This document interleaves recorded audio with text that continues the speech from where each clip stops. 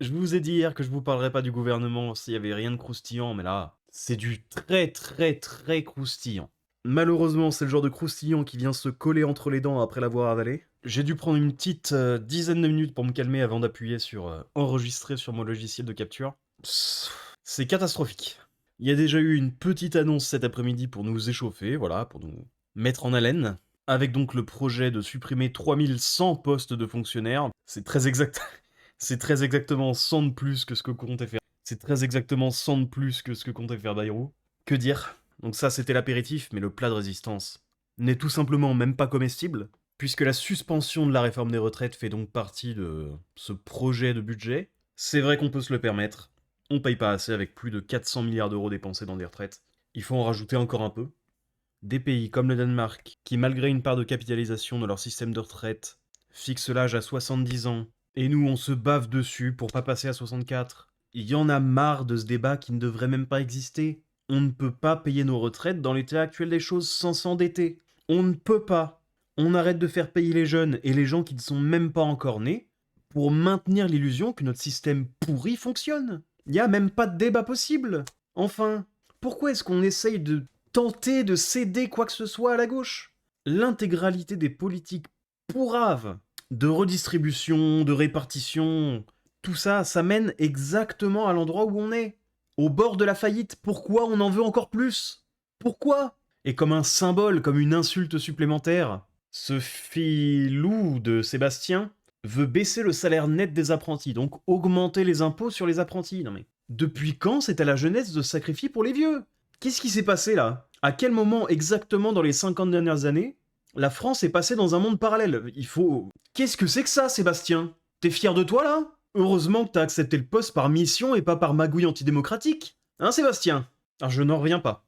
J'ai pris le temps de me calmer tout à l'heure, mais oh là là, c'est trop mauvais pour pas s'énerver. Mais c'est vrai que de taxer les gens qui n'ont pas encore complètement rejoint le monde du travail, c'est infiniment plus facile que de baisser vos putains de dépenses.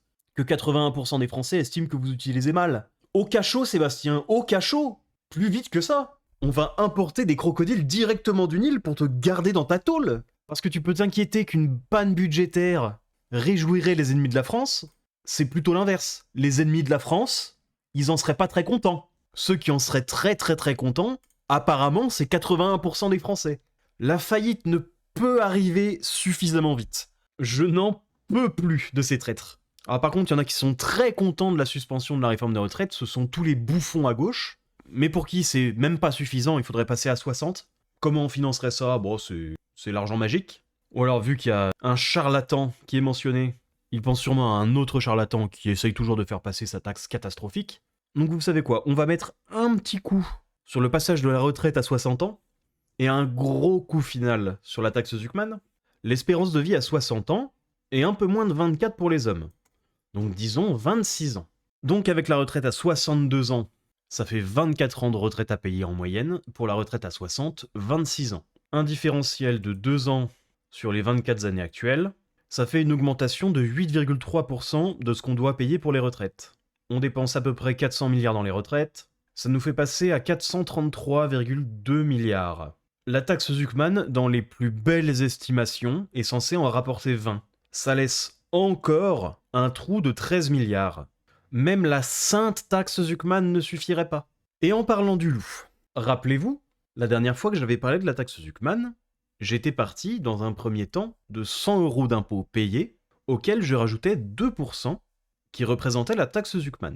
Sauf que, considérez que la taxe Zuckman augmentait de 2% l'imposition, puisqu'on parle de l'imposition du patrimoine, ça voulait dire que les 100 €, ici, c'était le patrimoine entier des ultra-riches.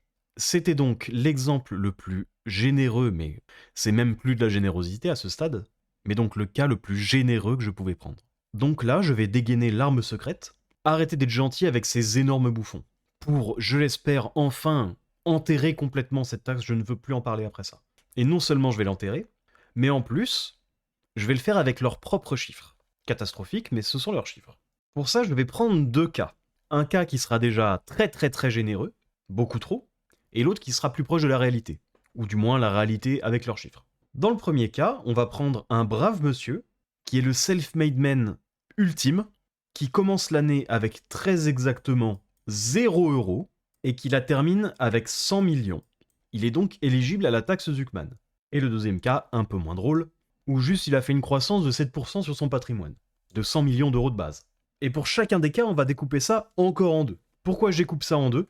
Parce que apparemment, en fait, ce chiffre et ce chiffre sont un peu interchangeables, donc on va pas se gêner. On a donc un cas où il paye apparemment 2% de son revenu économique, et un autre où, j'ai même arrondi au supérieur, il paye 30% de son revenu économique. Revenu économique de cette année qui est donc de 100 millions d'euros. Il a donc payé 2 millions d'euros en impôts. Et puisque son patrimoine est aussi de 100 millions d'euros, il payera donc 2 millions d'euros avec la taxe Zuckman. Pour rappel, chaque pourcent d'imposition supplémentaire crée 2% d'exil et c'est doublé pour les 0,1%. Dans notre cas, pour rappel, un cas extrêmement généreux, la taxe Zuckman a doublé le taux d'imposition du mec.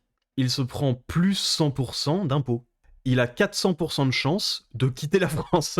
Il fait 4 fois sa valise, il fait 4 allers-retours Paris-Dubaï, enfin 3 allers-retours et un aller. Il n'a aucune chance de rester en France. Et dans le cas où il paye 30% d'impôts, ça augmente son imposition de 6,7%, pour un taux d'exil de plus de 26%.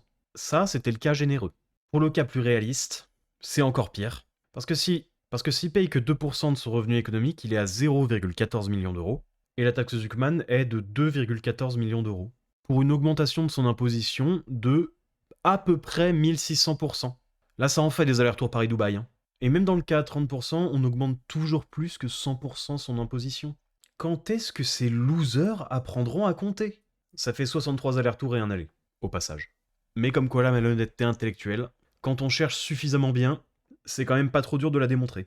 Mais bref, assez parlé du charlatan qu'est Gabriel et du traître à la nation qu'est Sébastien, on n'a apparemment pas des tonnes et des tonnes d'espoir pour que ça ne passe pas, étant donné que la suspension de la réforme des retraites était faite pour plaire au PS, donc ils ne censureront pas, et en fait la décision de censure ou non repose sur les frêles épaules de Bruno Retailleau et de tous les républicains. Heureusement, il y a des gens de droite, avec ou sans guillemets, qui ont l'air d'être assez opposés à ce qui a été dit aujourd'hui, notamment l'indémodable David Lisnard, qui, j'espère, si censure il n'y a pas, se décidera enfin à quitter les Républicains, ce parti de serpillière. Mais même s'il ne censure pas, on peut se rassurer, se consoler, avec le fait que la note de Moody's arrive dans 10 jours, 10 petites journées, et là, Moody's, il va falloir envoyer. Hein. La dernière fois, vous n'avez pas noté, vous aviez eu peur, mais puisque Fitch a fait tomber la barrière du simple A, s'il vous plaît, là c'est bon, vous avez le champ libre, même descendez à votre équivalent de triple B, hein. Allez-y. N'hésitez pas. Plus tôt la faillite arrivera, mieux je me porterai. Et plus 81% des Français seront heureux. D'ailleurs, 81% des Français, donc 100% des Français qui travaillent. Je vais nuancer un peu ce que je viens de dire, parce que si Moody's baisse leur note, ça va commencer à sentir le sapin. Plus précisément, ça va commencer à sentir la loi Sapin 2, qui permet à l'État de saisir, pseudo-temporairement, une partie de votre épargne. Par les temps qui courent, je ne peux assez vous conseiller de sortir vos investissements de France. Envoyez ça chez un courtier qui est domicilié hors de la France, achetez de la crypto, faites ce que vous voulez, mais éloignez vos fonds des grosses papates immondes de Sébastien. De Giraud domicilié aux Pays-Bas, frais de courtage faibles, accès au prêt lombard. Si ça vous intéresse, lien affilié dans la description. Go Mining, minage de Bitcoin. Pareil, lien affilié dans la description. Et voilà. Le vote de censure a lieu demain à 9h. Vu que les oppositions, entre guillemets, sont des énormes cakes, ils ont déposé 2 motions de censure. Je sais que LFI votera jamais celle du RN, parce que ce sont des abrutis. J'espère que le RN sera moins débile. Mais si la censure ne passe pas, va falloir s'accrocher. Hein. J'espère qu'en arrivant au travail demain, je pourrai ouvrir mon téléphone, aller sur X et recevoir la bonne nouvelle. Sur ce, prenez bien soin de vous, et à la prochaine. Si la vidéo t'a plu, n'hésite pas à t'abonner, à regarder une autre vidéo, à faire un petit passage sur la chaîne principale, à liker et à commenter.